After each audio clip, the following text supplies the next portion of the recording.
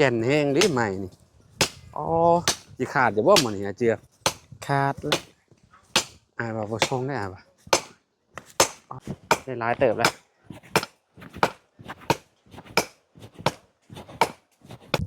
มันยังมาทางนี้ เฮ้ย โอ้ลมทั้งนี้แล้วโอ้ยลงแล้ว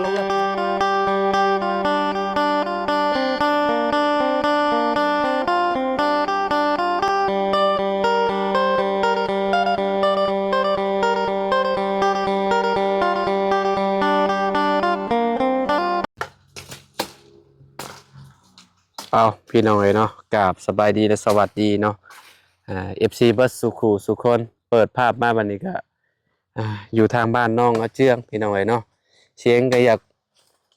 แหบๆเนี่ยพี่น้องเนาะพอดีว่าเป็นวัดพี่น้องเนาะเจืองเพิ่นกำลังฮอนต้นไม้อยู่พี่น้องเนาะสบายดีเด้อน้องเด้อโอ้พี่น้องเนาะเฮ็ดเวียกแต่เช้าดิเนาะเฮ็ดแล้วจังอันแหละเวียกนะยังหมดแล้ว โอ้โดยกำลังฮอนต้นไม้ลงพี่น้อยเนาะฟากนั่นพอดีเลยเห็ดเป็นพื้นเลยน้องทางมือเจ้าผู้มันตายเลยต้นมะขวดพี่น้อยเนาะตัดยันตายมะหุ่มมะหอกนะมันห่มลายมันกับบดีเนาะพี่น้อยโอ้มันอยู่ใกล้ต้นมะหอกมะฮุงเลยมันถือแสงเมียเป็นอะไรเมียเจ้าใครเนี่ยแหละไปสักเครื่องเลยใครเนี่ยแหละเศร้าแล้วว่าปวดหัวค่ะลูกชายนอนบ่โอ้นอนแต่อันนั้นเนาะนอนแต่เช้าพี่น้องเลยคืนเพิ่นนอนบ่หลับบ่เรื่องอะไรสบายแบบนี้เนาะเฮ็ดเวียกได้ง่ายอยู่แบบนี้น้องเอ้ย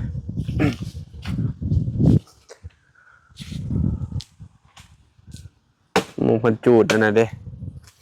มุงเพิ่นจูดไฟเนาะพี่น้องมันอันควันขึ้นต้นมะหวด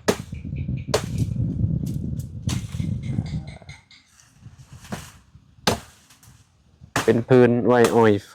เนาะอยู่สิคักอยู่เนาะเฮ็ดเทือนเสาต่อพี่น้องเนาะคักและทรงโมเดิร์นดิงามและพี่น้องเนาะก็อยู่น้ำสร้างอีกได้เฮือนก็ได้แต่สร้างเห็ดบ่งามกับบ่งามพี่น้องเอ้ยสร้างสีมือดีก็ถือว่าโอเค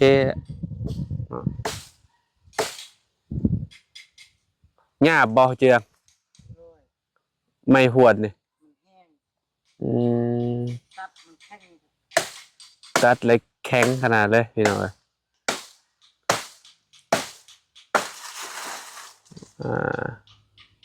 ต้นนั่นนี่นะมาขวดปลานี่พี่น้องเนาะมากมันเวลาอันยามมันเป็นจุ๊บเจ้าก็กินอยู่วะอ๋อกินคือกันอยู่เนาะแล้วบ่ได้กินมากมันสิออกหวานๆฝาดๆนิดนึงพี่น้องเนาะมันก็แล้วแต่บางต้นหวานกับหวานพี่น้องเนาะเฮ็ดเวียกแต่เช้าเลยเราก็ไป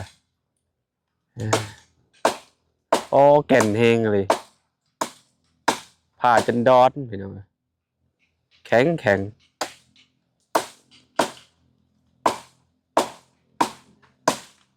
ถ้ามันตายมันเริ่มตายหมาดแล้วบ่จักมันหมาดแล้วว่ะรถ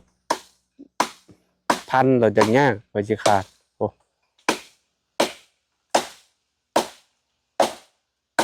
อ้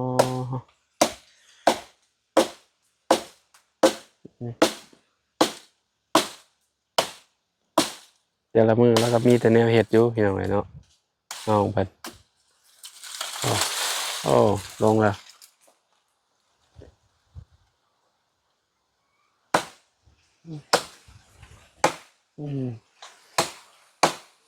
พันเห็ดพื้นวางเด้อน้องผ้าลุดจากตัวเองโอ้ยพี่น้องเนาะ เจ็บเติบอยู่หรอกเขาว่าใส่เกือบบูทพร้อมเราเนาะอืมเอา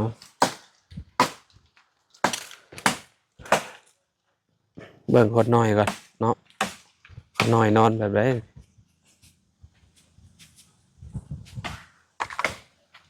โอ้พี่น้อยเนาะโอ้โหคนน่ะนอนหลับสบายเลยรับปุ๋ยเลยพี่น้อยเนาะ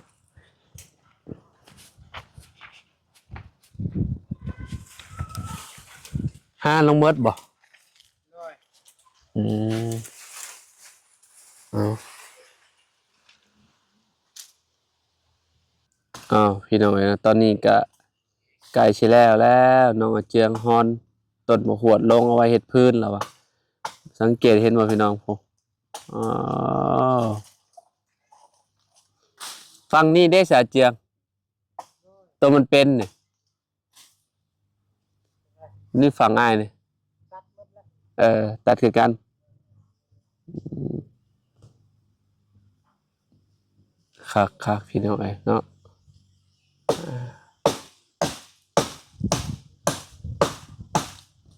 อืม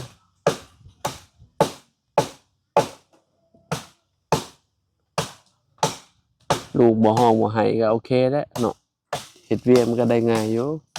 อันนี้มันลูกไห้ห้องแล้วเฮ็ดหยังก็ยากเมื่อวานนี่คือเห็นทางบ่อเชียงมาแจ้งข่าวดีเพิ่นอีกเพิ่มเติมพี่น้องเนาะทางน้องอาเจืองนี่เดี๋ยวจึงถามน้องเพิ่นอีกทีนึงเนาะว่าน้องเพิ่นลงมานะเออตอนนี้ยังเฮ็ดเวียกพี่น้องเอ้ยจะกินข้าวกับหยังเจือง เข้ากับกินไก่เซโน บ่าวบุญเอามาฝากบ่ ด้วย โอ้คักแล้ว กินปิ้งไก่เชนูพี่น้องเอ้ย ดนแล้วก็ได้บ่ได้กินปิ้งไก่เชนูนี่ขนาดมาอยู่ใกล้เชนูนะยังบ่ได้กินเป็นเท่าใดเดือนแล้วจ้ะรสชาติเป็นจังไดแซ่บบ่เจ้ากินจักเทื่อแหละ ไม่ได้ ว่าเจ้ากินจักเทื่อแล้วปิ้งไก่เชนูน่ะ ห้าก็กินเช้านี่ ครั้งแรกเลยบ่ บอกเกลือเลย เอ่อไปกินสองเทื่อแล้วปิ้งไก่เชนูเนาะ ด้วย อืมเสียงอาจสิบ่ได้ยินเด้อพี่น้องเพราะว่าน้องเพิ่นอยู่เทิงพุ่นเนาะอืม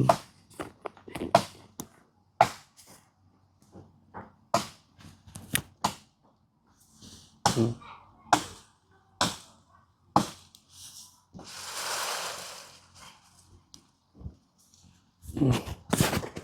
อ้ายพี่น้องเอ้ยเนาะอากาศมื้อนี้คือเปลี่ยนแปลงเนาะแบบว่ามันร้อนๆมื้อนี้ร้อนอบอ้าว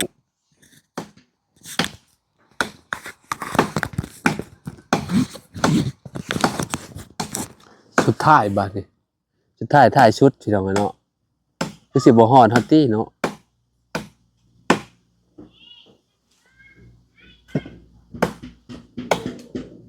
มื้อแรกก็บักเอาบัดนี้อยู่พื้นน่ะไอ้พวกอ่าง่าใหญ่มันอยู่ข้างล่างนี่เพราะว่าเฮาฮ้อนลงเบิดเลยเด้มันสิบ่ทับอันนี้เจ้าบ่เจือ พอแล้วตัดไปนี่มันลมอยู่บน เดี๋ยวว่าอันยันมันล่มใส่อันนี้เจ้า พวกต้นไม้ต้นหญ้าล่มใส่ต้นดอกคอกดอกแค่นี่หมุนมาแล้วนี่อืม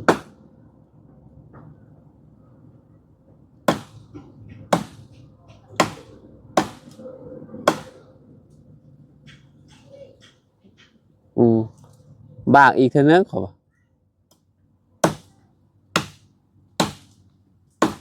โอ้คนข้างสิสูงอยู่เด้อขนาดเลยพี่น้องเอ้ยอืมอ่าเรียบร้อยพี่น้องเอ้ยเนาะลงแล้วโอ้ฮ้อนปันหยังเนาะ เรื่อย ออกออกกำลังกายเพื่อย่อยชะๆบัดนี้เออฮอนต้นไม้พี่น้อยเนาะแบบว่าอ่ามันใกล้เฮือนเด้เนาะ ถ้ามันต้นใหญ่แบบต่อไปแล้วมันแห้งสิแบบเอาลงยากเนาะเลยฮอนแล้วก็ตัดเห็ดพื้นอืมอันนั้นต้นตึกต้นหยังต้นหยังน่ะเจียว คนนี้ว่ะ แม่น เป็นไม้ดำ ต้นไม้ดำบ่ มากมันก็เอาขึ้นไปซะ มากมากมันสิคือต้นมะขีมินหม้อวะมากมันกลมๆหั่นล่ะว่า แม่น กินซุปเจ้าก็กินบ่ กินแล้ว อ๋อนี่แหละต้นหมากอันน่ะหมากหม้อพี่น้องเอ้ยเนาะหมากมันสิแบบ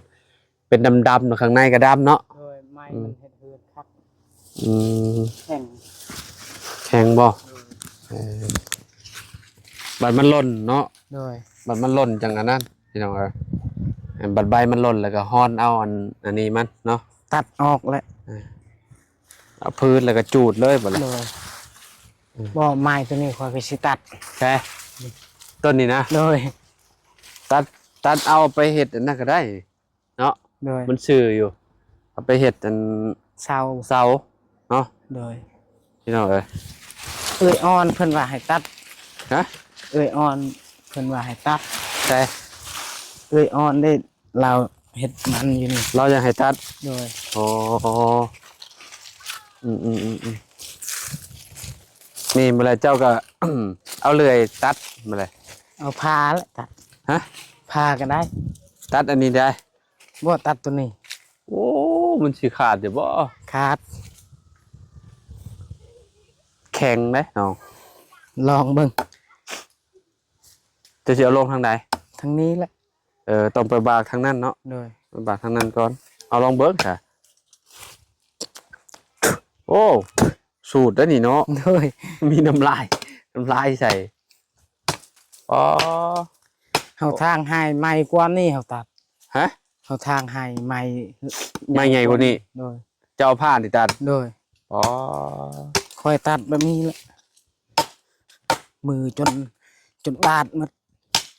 มือนี่บ่ไปแต่เอาเลย โดย โพงไปเลย โดยเอาผ้าตัดเอาเด้ บ่ย่านผ้าฮักบ่เวลาพันไม้แก่น มันบ่ฮักผ้าแบบผ้ามันแก่แล้ว ๆแก่นหรือผ้าเนาะ โดย ผ้าบางนั้นนี่คือแบบถ้าพันไม้แก่นๆแบบนี้นี่ฮักแล้ว โดย พี่น้องเอ้ยผ้าดวงนี้บ่ถือว่าเจ้าเอาไปทางให้ มี โอ้พี่น้องเอ้ยเนาะเจ้าเอาหยังหลับคมจ้ะหลับคมผ้าจ้ะนะ เอาตะกะตีแล้ว ฮะ คมนั่นแหละ เวลาเฮาหลับคมเวลามันบ่คมนี่นะนี่ผ้านี่มันเวลามันบ่คมนี่ เอาหิน อ๋อหินบ่ โดย อ๋อหินเจียบ่ บ่แม่นหินเฮาแปะ หินเก็บมาแต่ป่าพวก โดย อ๋อแล้วว่าเอาหินเจียวแต่มันบ่เข้าแล้วเจียวบ่แม่นเนาะ โดย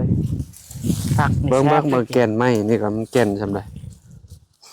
โอ้แก่นอยู่เด้อไม้นี่เนาะ หมากนี่แซ่บได้อหมากตัว โอ้ นี้ ฮะ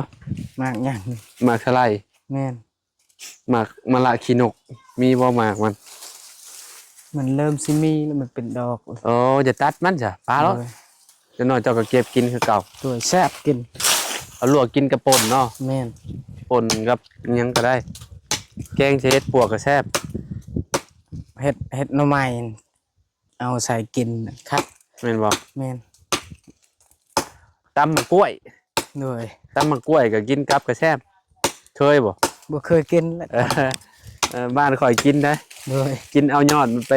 ไปกินกับเด้ โดย ไปกินกับตำมะกล้วยนะแซ่บมันจะออกขมๆดีอ่ะโอ้พี่น้องเอ้ยเนาะ เวลาเฮานอน ฮะ เวลาเฮานอนมันมืดเท่านี้ ต้นไม้มืด โดยมันบ่แจ้งเลยเบิ่งไป เออ ก็คือสิย่านเนี่ยเบิ่งเท่านี้ เขาว่าแล้วมันเป็นป่าเด้มันก็มืดเลย มันบ่มีดอกไผ่แล้วมันมืด มันเป็นป่าเด้เจ้าแนมมาทางนี้มันบ่มีหลอดไฟมันก็มืดบ่แล้วแถวนี้ โดย มันบ่คืออันอยู่ใกล้ๆเฮือนหมู่เด้ พื่อนกับเจ้ายังว่าแบบมันมีสองแสงไฟมันส่องมาหา โดย แต่เพื่อนเจ้าอยู่หลังผู้เดียวมันก็นั่นแหละฉีดยันย่านแล้วติ โดย จะได้นอนคืนที่สอง ก็บ่ก็รับอยู่ เออ เนาะย่านก็บ่ย่านหยัง นายมึงดูไอ้สิลองเบิ่งมันผ่านี่มันเป็นแบบไหนจะลองพันลองเบิ่ง โดย เบิ่งพี่น้องเอ้ยพันลองเบิ่งก่อนใช่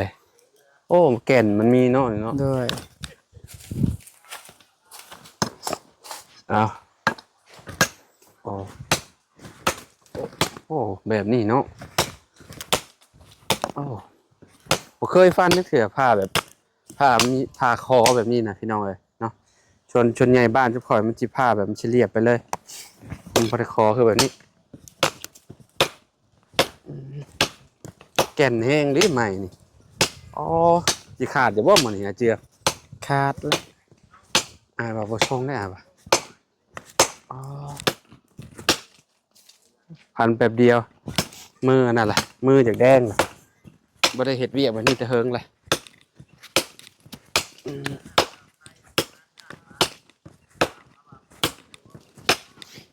โอ้พี่น้องเอ้ยโอ้ย่อยเลยแป๊บเดียวน่ะ โดย อ๋อเป็นบาดพร้อมบาด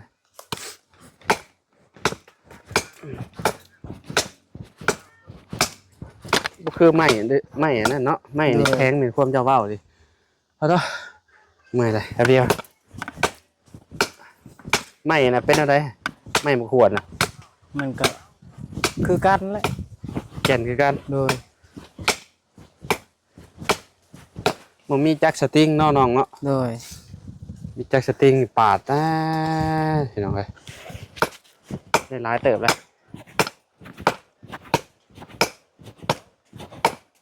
ผ้าใหญ่ๆกันนะสิโอเคอยู่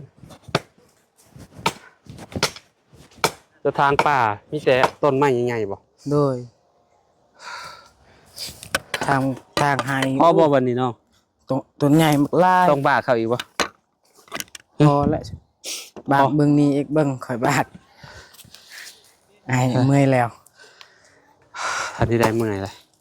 เมื่อได้เฮ็ดเวียกแบบนี้เนาะคือแบบเพื่อพอเนาะเผื่อจะย่อยพี่น้องเอ้ยบ่ร้อนเนาะ โดย มันหักจากเบาพี่น้องเอ้ยเวลาเฮา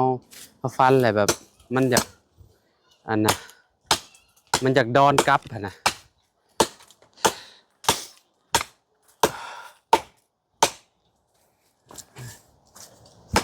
ใส่แบบนี้เลยบ่นี่ติ โดย บ่ฮอดเฮือนบ่เฮ้ย บ่ฮ บ่ฮอดติเนาะ โดย ในบ่ฮอดเฮือนนี่โอ้ทับกระต๊อบหลังน้อยนี่เอาอีกแล้วพี่น้องเอ้ยเนาะ บักเบิ่งนี่ลายแล้วก็บักเบิ่งนี่มันลมเลย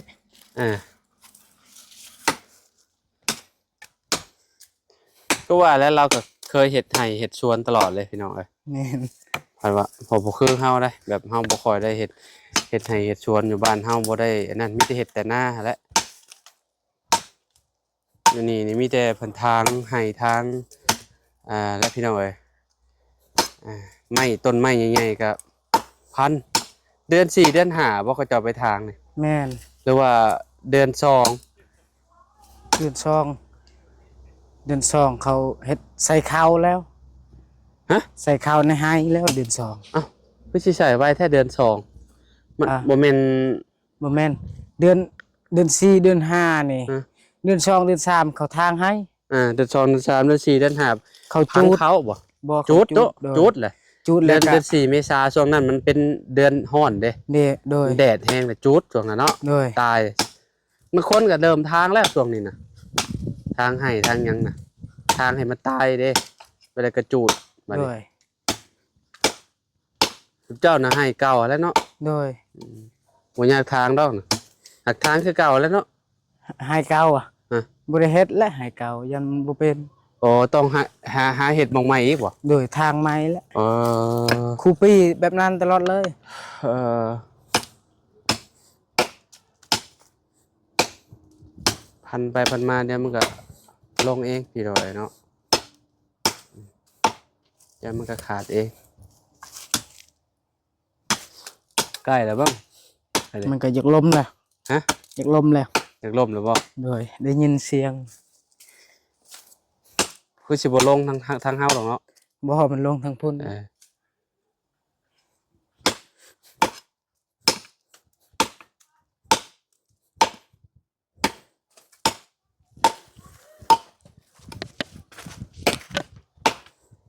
โอ้ทรงสิมีหนูแท้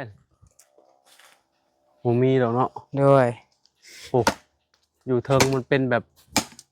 เป็นพุ่มแบบ คือสิมีนกมีหยังอยู่ คือสิมีหางนกหางหนูแหละจะบอกพันลงมามีหนูอยู่ในเทิงว่าขับได้ฮ้อนๆแบบนี้ไปหาก้านหนูจะว่าออกบ่จ๊ะ ออกแล้วเมื่อคืนนี่หมู่เขาบอกเขา ว่าเขาการหนูมักได้มักใหญ่เลย หนูได้ โดย มันฮ้อนมันออกเนาะ โดย ใกล้แล้วพี่น้องใกล้แล้วบัดนี้ลงแล้ว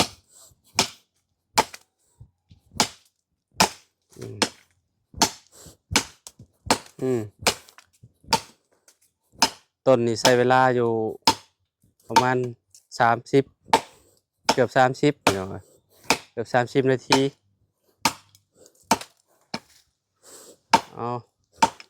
ต้นนี้ขาดกับไปพักผ่อนบาดหากินน้ำกินในเนาะต่อ เอาทางให้ลำบาก ฮะ เอาทางให้มีแต่ไม้มักใหญ่ มีแต่ พาเอา ต้นใหญ่ๆเอา โดย ผ้าทางดิ โดย เอาผ้าแบบนี้แหละ โดย แบบผ้าตัดเอาแบบนี้เนาะยังพอดีเดี๋ยวเอาไปเห็ดพื้นก็เนี่ยมาบ่อยากให้เห็ดเสาก็ได้เนาะ โดยตัวนี้เขาให้มีหลักแดน อืม ลมเลยนี่ ลงบ่ บ่ลมอีกแหละ ยังมันยังแก่นแห้งเด้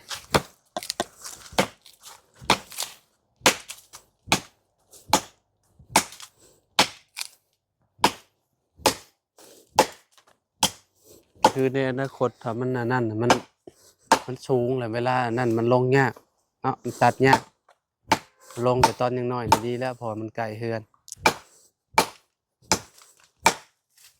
ขาดแล้วบ่ล้างแล้วบ่แต่ว่าทางนี้หลายกว่าทางนั้นมาจ้ะ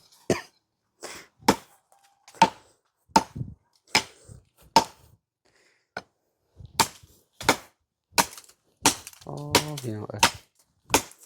แก่นโคตรแก่นเลยใหม่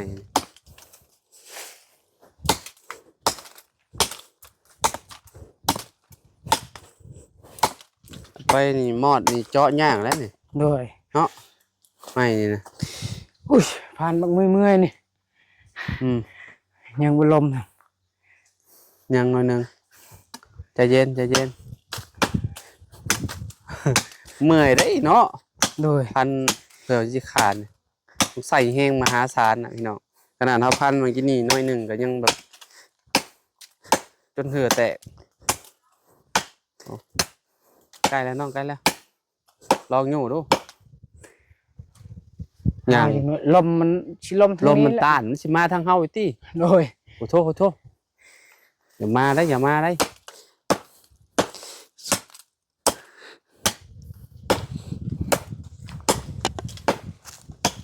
ลมแล้ว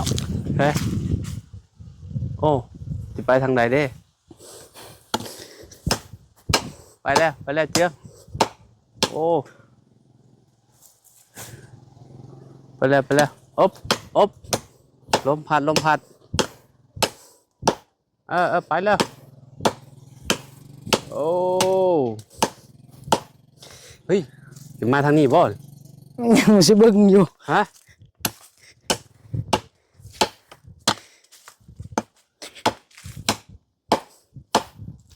ลงบ่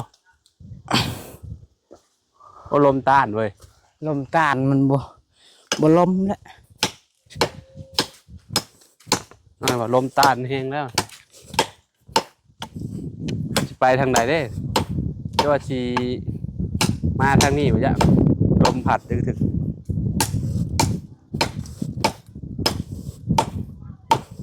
งแล้วยังมันอยากมาทางนี้เนาะ แม่นแบบต้นมันอยู่ชึงเลย โอ้มันอยากมาทางนี้ เฮ้ย โอ้ลมทั้งนี้แล้วโอ้ย ลงแล้ว หมดแล้วกล้วยเขา โอ้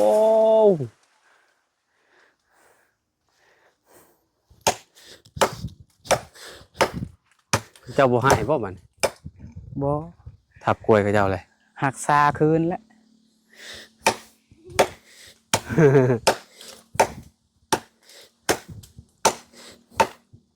โอ้ยเนาะคิดว่าพี่ลงพี่เนาะ โดย บ่ลงพี่น้อยเนาะลมมาเด้ ลมมันอัดไว้